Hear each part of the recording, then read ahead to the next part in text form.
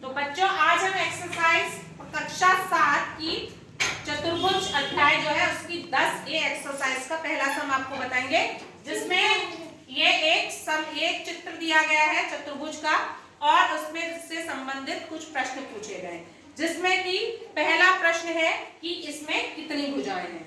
चतुर्भुज में चतुर में चार, चतुर्भुज चार भुजाओं से बना। तो ये चतुर्भुज है, इसमें कितनी भुजाएं? चार भुजाएं हैं। कितनी भुजाएं हैं? चार। उनके नाम क्या है?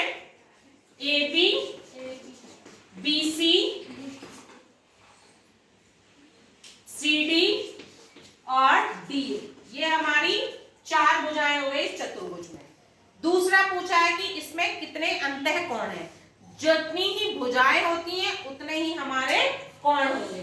तो कोण ए डी सी ये सब हमारे क्या है? कोण है।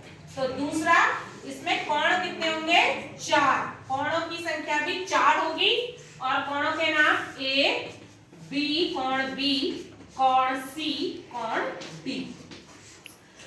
अब इसमें पूछा गया है तीसरे नंबर पे कि कितने सम्मुख कोणों के युग्म हैं। तो सम्मुख कोण क्या होते हैं? ठीक सामने, जैसे डी के सामने का कोण क्या है? बी और ए के सामने का कोण है सी, यानी कि सम्मुख कोण ठीक सामने। तो सम्मुख कोणों के कितने युग्म हैं? दो। सम्मुख कोणों के युग्म कितने हैं? दो। कोणों के युग्म दो हैं, यानी कि कोण डी सम्मुख बी और कोण ए सम्मुख सी, ये हमारे सम्मुख कोणों के युग्म हैं। अब संलग्न भुजाओं के कितने जोड़े हैं? संलग्न भुजाओं के, संलग्न मींस जो मिली हुई है, जैसे एक युग्म ये हो गया, एक युग्म ये हो गया, ये इससे जुड़ी है, फिर इधर से ये जुड़ी है। तो सम्मुख भुजाओं के युग्म भी कितने होंगे? चार। ठीक है, तो संलग्न भुजाओं के युग्म भी कितने हैं?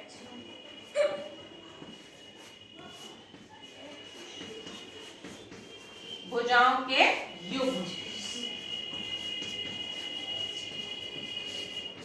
देखिए, ये इससे जुड़ी है, डी से किससे जुड़ी हुई है? एडी से, सी डी एडी से और डी एबी से, एबी डीसी से।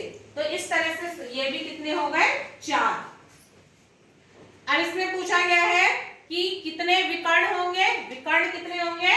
दो ही होंगे, यानी कि एक दो शीर्षों को मिलाने से ये, क्योंकि ये हो गए आपके विकर्ण।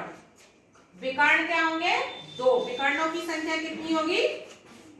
विकर्ण दो होंगे, यानी कि जो सम्मुख शीर्षों को मिलाने से मिलता है वो एक, इसका सम्मुख शीर्ष ये हो गया डी का बी, तो डी बी विकर्ण है। ए और सी सम्मुख शीर्ष है, इसको मिलाने से विकर्ण ए सी मिला। तो कौन कौन से विकर्ण हो गए? डी बी और ए सी, ये हमारे दो विकर्ण हो गए। क्या A B, B C, C D और डी ए में से कोई विकर्ण है? ए बी, बी सी, ठीक है, बी सी, सी डी और डी ए, इनमें से कोई विकर्ण है? नहीं है, क्योंकि विकर्ण क्या होंगे? एक को छोड़ के लगातार नहीं होगा। जैसे D B A B C छोड़ के हो गया, तो उसका उत्तर आएगा 6 का नहीं। कोई भी विकर्ण नहीं है, सब भुजाएं हैं, सब चतुर्भुज की भुजाएं हैं।